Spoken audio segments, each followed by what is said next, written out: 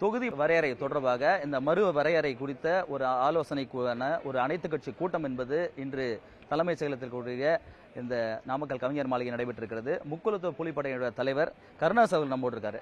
Sir, இப்போ இன்னைக்கு நடைபெற்ற இந்த மறு வரையறை தொடர்பான இந்த அனைத்து கட்சி கூட்டத்தில் உங்க கட்சி சார்பில் என்ன தெரிவிச்சிருக்கு? என்னுடைய கட்சி சார்பாக அரசியல் என்பது யாருக்கானது? ஒரு ஒன்றிய அரசு என்பதும் யாருக்கானது? மக்களுக்கானது. அந்த மக்கள் பேசக்கூடிய தாய்மொழிக்கானது. அந்த தாய்மொழி பேசக்கூடிய மக்கள் வாழுகின்ற மண்ணுக்கானது. அந்த மண்ணிலே வாழக்கூடிய மக்களுடைய உரிமைகளுக்கானது. இந்த நாடாளுமன்ற தொகுதி மறுஆய்வு என்பதை, மறுசீரமைப்பு என்பதை முழுக்க முழுக்க இந்த தமிழக மக்களுடைய உரிமைகளையும் தட்டி பறிப்பதற்கான ஒரு தொலைநோக்கு திட்டமாகத்தான் முக்குளத்தூர் புலிப்படை பார்க்கிறது, நானும் பார்க்கிறேன்.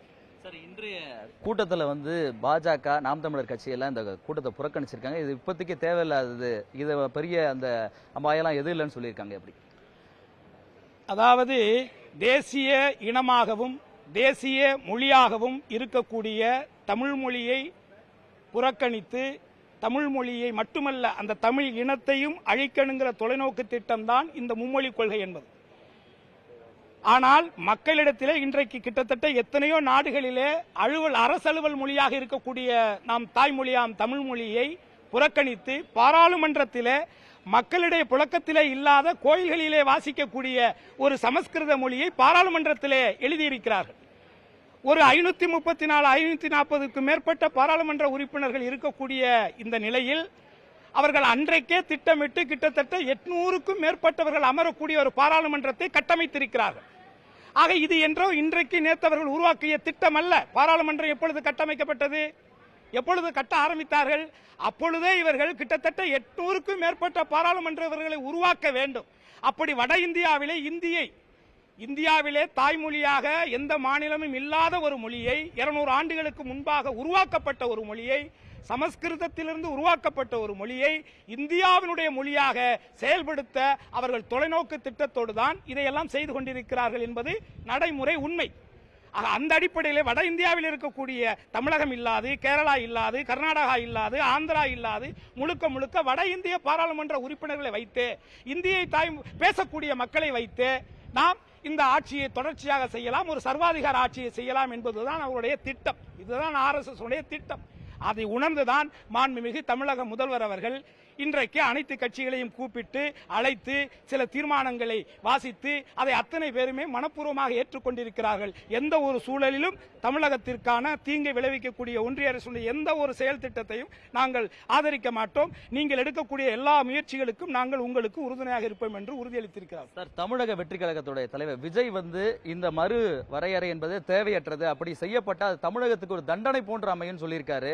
விஜய் இந்த நிலைப்பாட்டை எடுத்திருக்கிறது. அப்படி தேவையில்லை, அது நல்ல விஷயம் தானே, ஆரோக்கியமான விஷயம் தானே. பாராளுமன்ற மறுசீராய்வுங்கிறது, சீரமைப்புங்கிறது வேண்டான்னு அவர் சொல்லியிருக்கிறார். அதானே நல்ல விஷயம் தான். அவருக்கு புரிந்திருக்கு, யாரோ புரிய வச்சிருக்கிறாங்க. ஆரோக்கியமான விஷயம், வரவேற்கிறேன். அதைத்தான் நாங்கள் எல்லாருமே சொல்றோம். அதை விஜய் அவர்களும் சொல்றாரு. அப்ப அவருக்கு அந்த அபாயம் புரியுது. அப்போ வட இந்தியாவில் இருக்கக்கூடிய நமது மாநில மக்களவையில், அதாவது நம்மளுடைய தமிழகத்தினுடைய இந்த பாராளுமன்ற உறுப்பினருடைய எண்ணிக்கையை குறைப்பதற்கான இது திட்டம் என்பதை அவர் உணர்ந்துதான் இதை எதிர்க்கிறார். வரவேற்கிறேன். சார், இன்றைய கூட்டத்தில் அதிமுக சார்பில் பிரதிநிதியா ஜெயக்குமார் அவர்கள் கலந்துருக்கிறாங்க. அதிமுக நேரடியா இந்த இதுக்கு ஆதரவு தெரிவிச்சிருக்காங்க. இப்படி ரொம்ப ரொம்ப ஆரோக்கியமானது. அதுதான் நம்ம வரவேற்கிறோம். அதாவது சித்தாந்த ரீதியாக, கருத்தியல் ரீதியாக 1008 முரண்பாடுகள் இருந்தாலும் கூட இந்த ஜனநாயக நாட்டினுடைய மாண்பை காப்பாற்றுவதற்காகவும், மாநிலத்தினுடைய சுயாட்சியினுடைய சித்தாந்தங்களையும் தத்துவங்களையும் காப்பாற்றுவதற்காகவும், தாய்மொழியாம் தமிழ் மொழியை காப்பாற்றுவதற்காகவும், இந்த மாநிலத்தினுடைய உரிமைகளையும் நிலங்களையும் காப்பாற்றுவதற்காகவும், வேலை வாய்ப்புகளை காப்பாற்றுவதற்காகவும் இப்படிப்பட்ட ஒரு நல்ல விஷயங்களை ஆளுகின்ற கட்சி எடுக்கின்ற பொழுது, எதிர்க்கட்சியாக இருக்கக்கூடிய ஒரு கட்சி இது தமிழகத்திற்கு விரோதமானது என்பதை உணர்ந்து அதற்கு முதல்வருக்கு ஆதரவு தெரிவித்திருக்கிறது அனைத்து இந்திய அண்ணா திராவிட முன்னேற்ற கழகம் என்பதை நான் முக்குளத்தூர் புலிப்படை சார்பாக மனமாற வரவேற்கிறேன். நன்றி சார். முக்குளத்தூர் புலிப்படையினுடைய தலைவர் கருணாஸ் அவர்கள் இந்த விஜய் அவர்கள் தமிழ்நாட்டிற்கு இந்த மறுவரையறை மூலியமாக ஒரு தண்டனை கிடைக்கும், ஆகவே இதை வேண்டாம் என தெரிவித்ததுக்கு வரவேற்பு தெரிவித்திருக்கிறார். புதிய தலைமுறைக்காக ஒளிப்பதிவாளர் நரேஷுடன் சுரேஷ்குமார்.